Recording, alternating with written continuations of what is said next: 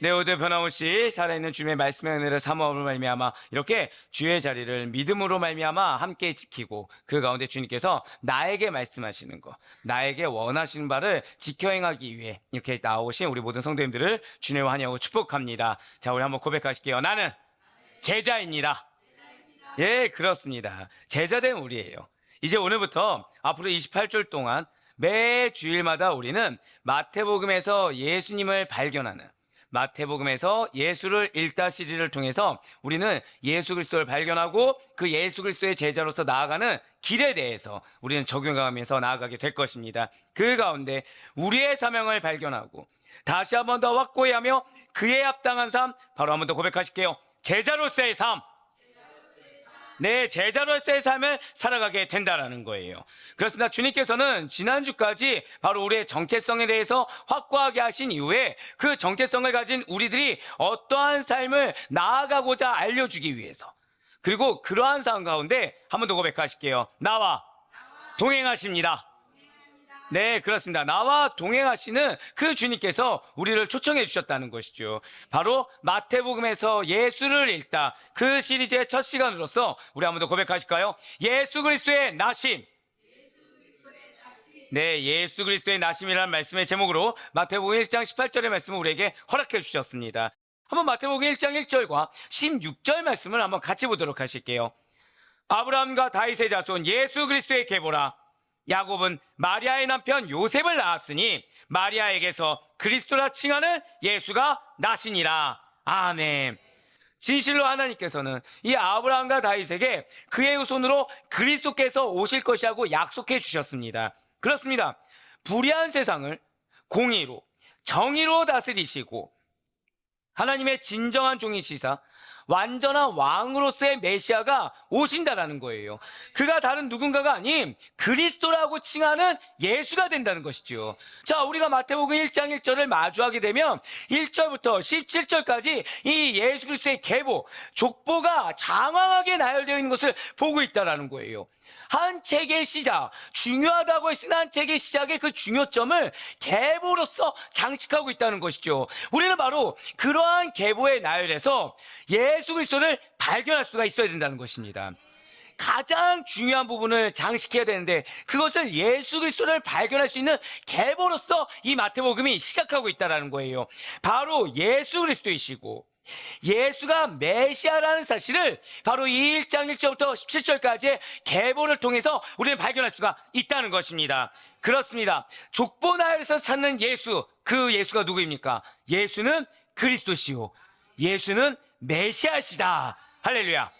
예수 그리스도께서 그냥 있는 것이 아니라 아브라함과 다윗의 자손으로 오신 메시아 그리스도시다라는 것을 입증하고자 한 증거 자료가 바로 마태복음 1장에 나온 족보라는 거예요. 그런데 이렇게 예수가 그리스도시다, 예수가 메시아다라는 사실을 설득시킬 이유나 굳이 우리가 그냥 알아보기도 힘들고, 아니죠, 유대인들은 어느 정도 알 수 있지만 그 유대인들 가운데서도 왜 이 인물이 기록되어 있어? 라는 의구심이 드는 인물까지도 기록되어 있는 이 족보와 같은 증거를 대서 예수가 그리스도이십니다, 예수가 메시아이십니다 라는 주장을 확증시켜야 될 의무가 하나님께 있는 것입니까? 아니라는 거예요. 하나님께서는 굳이 이 번거로운 작업을 하실 필요가 없습니다. 그냥 예수가 그리스도야, 믿어. 예수가 메시아야, 믿어. 믿으면 돼 라고 선포만 하시면 된다는 거예요. 그래서 그 선포된 진리를 누군가가 믿으면 그냥 구원의 반열에 들게 하시면 되고, 누군가가 안 믿으면 너는 유기된 자, 너는 안 믿었으니까 나는 기껏 기회를 줬는데 너는 안 믿었어 라고 하면서 버리시면 된다는 거죠. 하나님 입장에서는 굳이 밝히지 않아도, 굳이 이거를 자세히 얘기하지 않아도 손해보실 것이 없다라는 거예요. 그런데 굳이 알려주고 계시다는 것이죠. 왜입니까? 왜 굳이 이 번거로운 작업을 하시는 것입니까? 한번 저따가 고백하실까요? 굉장히 중요한 고백입니다. 나를 위해. 바로 그거예요. 우리가 생각했을 때는 번거롭다고 여기기만 하고 하나도 기록된 이유를 내가 잘 모르겠다라고 그렇게 생각했던 예수 그리스도의 계보가 순전히 누굴 위한 것이라고요? 나를 위해, 인간을 위해 기록되었다는 것이죠. 예수는 그리스도야, 예수는 메시아야 라는 이러한 진실 앞에 얼마나 많은 자들이 항변하고 반발심을 내배우며 얼마나 많은 자들이 믿지 않으려고 했습니까? 마태복음이 기록될 초대교회 당시에 예수님을 중상모략하고 그의 출신을 비난하는 루머들이 나돌고 있었어요.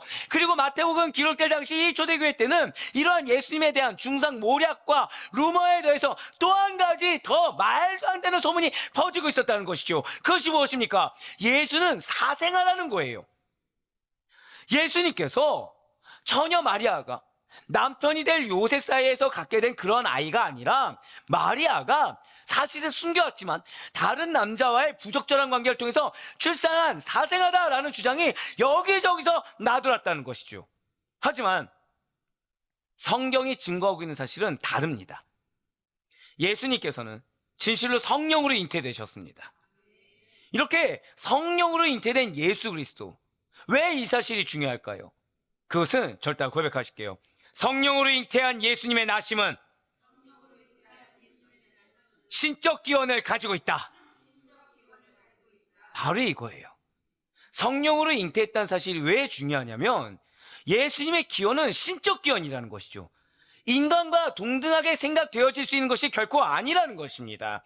한국에도 신화가 있어요. 그리스나 로마 신화도 있습니다. 세계 각국마다 우리가 알든 모르든 어떤 설화라는 것이 있어요. 그런데 거기서 보면 아래서 왕이 태어나거나 신이 인간을 만나 영웅이나 왕을 낳았다라는 이야기들이 비슷비슷하게 등장하고 있다는 것이죠. 그런데 우리가 믿는 성경은 그러한 신과 인간의 만남으로 예수의 탄생을 묘사한 것이 결코 아니라는 거예요.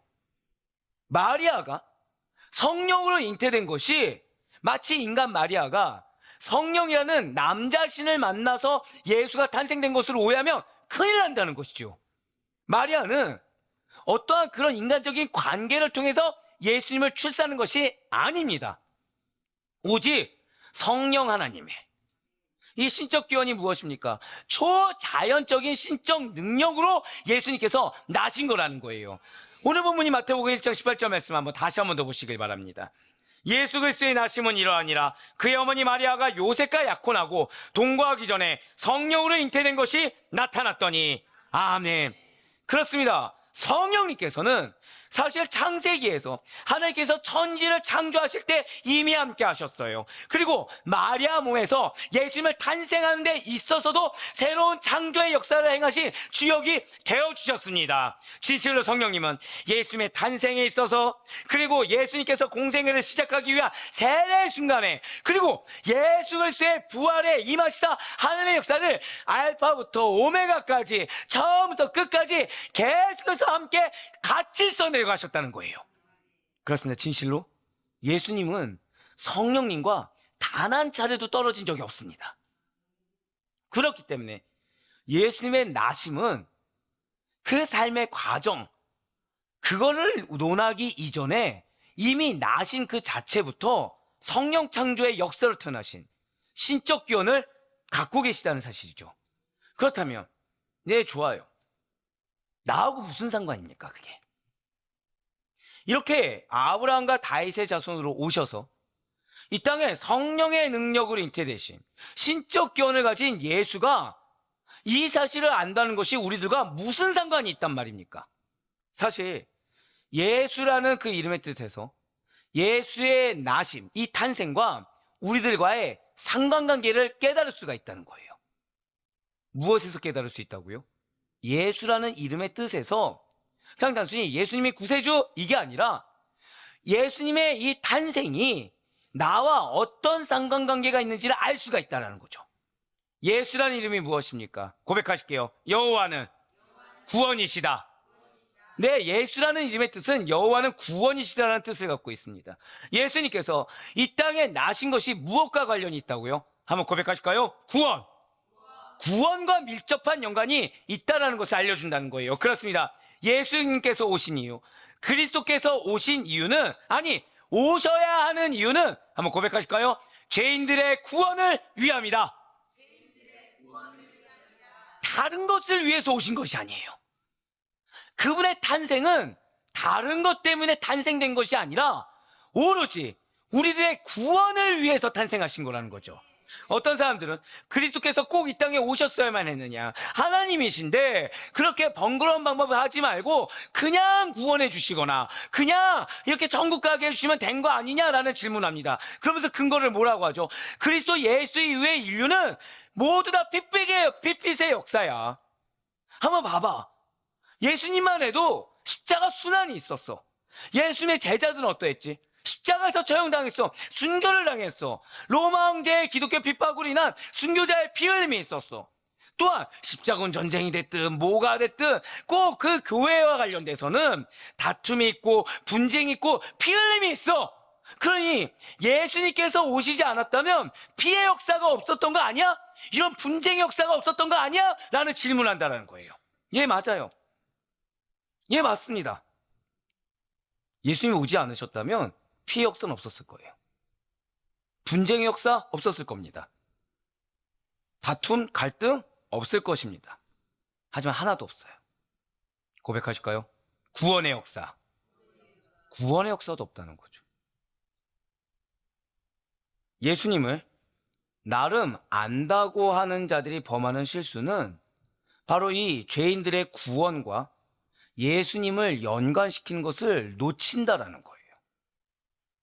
인간적인 입장의 관점에서 인간들이 겪는 고통, 인간들이 흘린 리스크, 피해, 이런 것들을 따지는데 정작 가장 중요한 거, 한 번 더 고백하실까요? 구원을 놓친다는 것이죠. 예수의 도덕적인 가르침은 동의합니다. 하지만 예수님을 믿는 것을 거부합니다. 예수님이 좋은 말 했죠. 근데 그 좋은 말 듣는 것까지는 좋아요. 하지만 교회 나오고 예수를 믿고 구원받는 거, 이건 내가 내키지 않습니다. 이것이 바로 예수님을 바로 알지 못하고 믿음으로 반응하지 못한 자들, 즉 예수님을 구원과 상관없이 받아들이는 자, 정확히는 구원과 상관없이 아는 자들의 주장이라는 거예요. 우리가 잘 아는 비폭력 저항 운동을 한 분이 누구십니까? 간디죠. 간디가 그 대표적인 예라는 거예요. 간디는 인도의 전식적인 지주입니다. 전식적 지주인 간디는 예수님께서 그의 제자들에게 전한 산상순과 같은 가르침에는 동조합니다. 하지만 예수님을 죄인들로 구속하는 구원주로는 믿지 못했어요. 그의 가르침에, 의견에는 동조했습니다. 하지만 믿지는 못했다는 거죠. 이렇게 예수님께 교훈만 받으려는 시도, 이렇게 예수님이 전한 말씀 중에 내가 받아들일 수 있고 내가 적용할 수 있고 나에게 필요하다고 여긴 것만 갈취해가는 것, 쏙쏙들이 빼가는 거는 세상 사람들이나 하는 것입니다. 하지만 진실로 예수님만이 인류의 유일한 구원주가 되세요. 그분의 말씀 중에 1.1획도 땅에 떨어진 것이 없고 그분의 말씀 중에는 구원과 연관되지 않는 말씀이 단 하나도 존재하지 않습니다. 마태복음 1장 21절의 말씀 한번 보도록 하실게요. 아들을 낳으리니 이름을 예수라 하라. 이는 그가 자기 백성을 그들의 죄에서 구원할 자이심이라 하니라. 아멘. 그렇습니다. 예수님께서 어떤 분이라는 것입니까? 자기 백성, 즉 구원하기로 작정하신 예비된 영혼을 죄에서 구원하실 자로 나셨다는 거예요. 탄생부터 구원과 관련이 있고 그분의 사역도 구원과 관련이 있고 그분의 십자가에 못 박혀 죽으심과 부활하심도 구원과 관련이 있다는 것이죠. 이러한 예수님과 구원은 따로 떼어낼 수가 없는 진리라는 거예요. 그런데 이 땅의 많은 사람들은 이 예수님만을 유일하게 죄에서 구원할 자로 믿고 싶어 하지 않는다는 것입니다. 진실로 여러분과 저에게 필요한 것은 예수님에 대한 단순한 지식, 어떠한 정보, 나의 지적 만족이 아니라 그분 존재 자체에 대한, 한번 고백하실게요, 믿음이 필요합니다. 맞습니다. 어떠한 말씀이라도 구원을 우리에게 베풀어 주신 구세주가 되신 예수님의 절대적인 진리의 말씀으로 받아들이는 것, 그것을 믿는 믿음이 필요하다는 것이죠. 그분 존재 자체에 대한 믿음이라는 것은 그분의 말씀 자체에 대한 믿음이라는 거예요.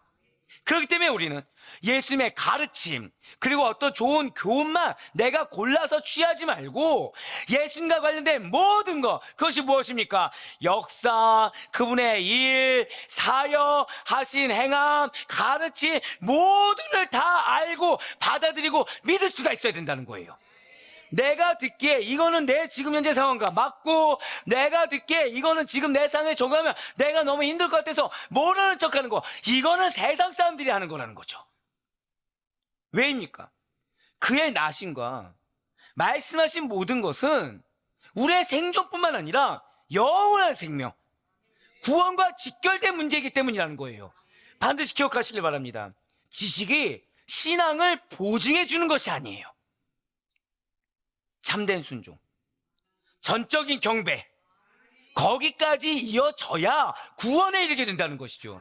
아무리 알고 말을 아무리 잘해도 내 삶 가운데, 내 전적 인생 가운데 그 말씀에 대한 순종이 없이는, 그 말씀에 대한 고람되어, 우리 장로님 오늘 기도했던 대로 고람되어의 신앙으로 하나님을 경배하는 순종이 없이는 감히 그 말씀이 나의 것이 되었다, 그 말씀으로 나는 구원에 다다른다고 주장할 수가 없다라는 것입니다. 그래서 예수님의 생애와 역사는 우리 모든 그리스도인들의 믿음의 전부라는 거예요. 우리가 그냥 예수님의 삶을 따라간다고 하는 것이 아닙니다. 우리가 그냥 예수의 말씀을 실천한다고 하는 것이 아니에요. 십자가의 삶, 자기 부인의 삶을 내가 살아야 된다고 했을 때 그냥 그런가 보다 하고 넘어갈 수 있는 것이 아니라, 이게 우리의 삶 가운데 실제가 되어야 되는 것은 그분의 생애 자체가 우리의 믿음의 전부이기 때문이라는 거죠. 그래서 내가 십자가를 지는 걸 피해서 도망가고자 한다, 내가 자기 부인에서 일분의 영역을 남긴다, 이건 나 스스로가 나는 믿음이 없습니다. 나는 지금 믿음이 내 삶 가운데 실제가 안 되고 있습니다라고 스스로 고백하는 거, 나는 교회는 다니지만 나는 구원과는 상관없는 삶을 살고 있습니다라고 스스로 하나님 앞에 고백하는 거랑 동일하다는 거예요.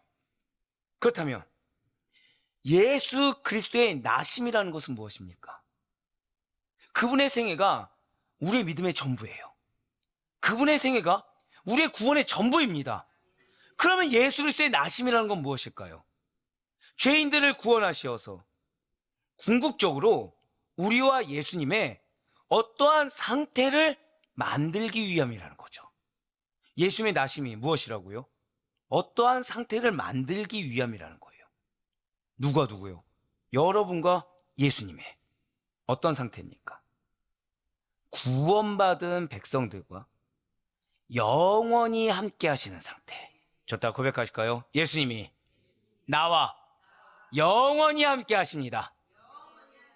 바로 그 상태로 우리를 인도하신다는 거예요. 그렇습니다. 예수님의 나심이라는 것은 하나님께서 우리와 함께 하시기 위한 성육신의 신비인 것입니다.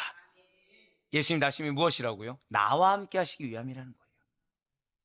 예수의 탄생 자체가 그냥 우리가 마태복음 28장 20절에 모든 것을 내가 너희와 함께 할 테니 모든 것을 가르쳐 지키게 하라, 그때 대해서 말씀하신 것이 아니라 이미 탄생 그 자체부터 나를 위하셨고, 이미 탄생 그 자체부터 나와 함께 하시기 위한 신비를 보여주셨다는 거예요.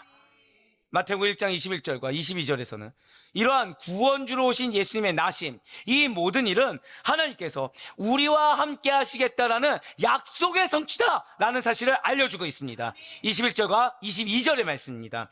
아들을 낳으리니 이름을 예수라 하라. 이는 그가 자기 백성을 그들의 죄에서 구원할 자이심이라 하니라. 이 모든 일이 된 것은 주께서 선지자로 하신 말씀을 이루려 하심이니 이르시되. 아멘. 하나님께서 선지자를 통해 무엇을 약속하고 무엇을 이루셨습니까?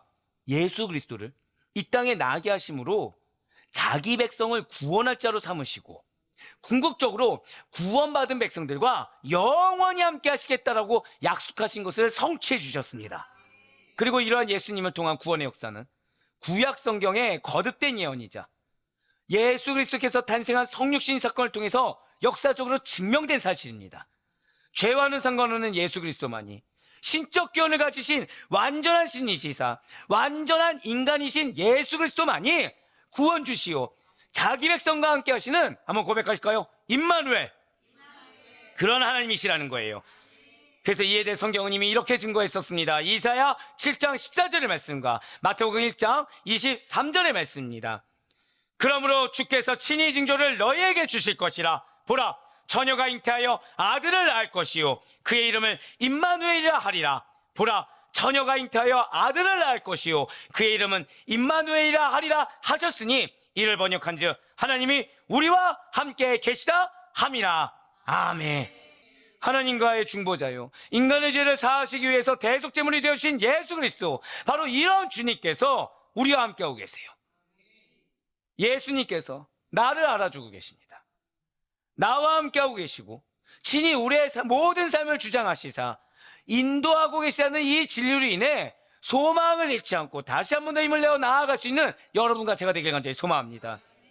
진실로 우리는 예수 그리스도의 족보가 증명하고 있는 이 아브라함과 다윗의 자손인 예수 그리스도께서 우리의 삶에 실제하고 있으며 성령으로 잉태하신 신적 기원을 가지신 예수님과 깊은 연관을 맺는 하루하루를 살아갈 수가 있어야 된다는 거예요. 우리가 왜 타협하죠?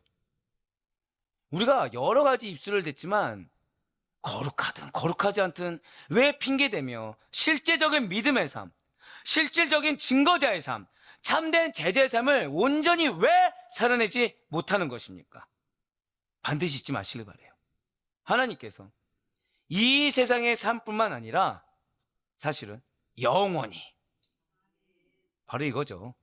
우리가 하나님이 우리와 함께 하십니다라고 했을 때 우리는 본능적으로 무엇을 생각하죠? 현실의 시간을 생각합니다.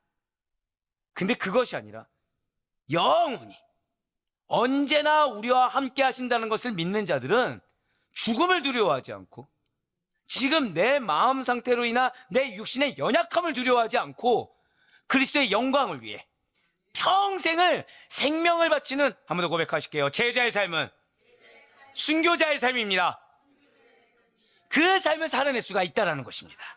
그래서 예수님께서 우리에게 이렇게 명령하신 거예요. 마태복음 28장 20절의 말씀입니다.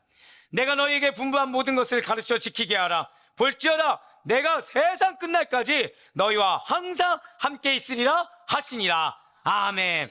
그렇습니다. 나실 때부터 함께 하신 예수님, 그런데 세상 끝날까지 영원히 언제나 항상 함께 하실 임마누엘 예수님께서는 아브라함과 다윗의 자손으로 오신다는 약속대로 성령으로 잉태하시사 이 땅에 성육신하셔서 오셨어요. 우리의 구원을 위해서 탄생하신 예수님이 정말 너희의 삶 가운데 실제가 되는지, 우리를 위해서 탄생하신 예수님이 진짜 우리의 삶 가운데 실제가 되는지, 그래서 그 실제가 되는 자들이 걷는 제자의 길이 나의 길인지 묻고 계십니다.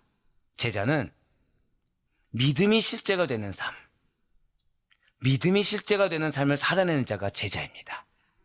어느 정도 각오로요? 순교의 각오로. 그러니 혹시 마음이 괴로우십니까? 기뻐하세요. 이렇게 살다가 죽을 것 같습니까? 기뻐하세요. 기뻐서 멈추는 게 아닙니다. 기뻐서 더 달려갈 수 있는 거예요. 기뻐서 미루거나 브레이크를 거는 게 아닙니다. 기뻐서 달려가는 거예요. 내가 멈춰있고 내가 여기에 대해서 항변하는 거, 이미 나는 하나님께 항변하는 것이고, 하나님께 감사하지 않으며 나는 스스로가 나는 지금 믿음이 없고 제자가 아니라고 고백하는 거랑 동일합니다. 아니에요. 제자는 믿음이 실제가 되는 삶입니다.